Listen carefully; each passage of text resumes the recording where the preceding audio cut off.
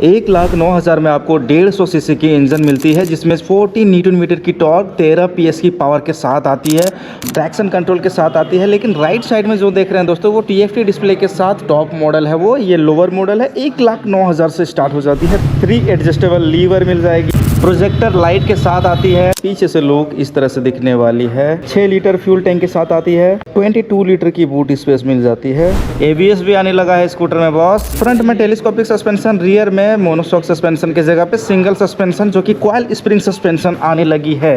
Top model की display TFT इस तरह से दिखेगी। दोस्तों, इस दोनों की प्राइस, जामताड़ा की प्राइस 1,09,000 स्टार्टिंग प्राइस मैंने बताया है। दूसरी जगह का मैं भारोभार नहीं लेता।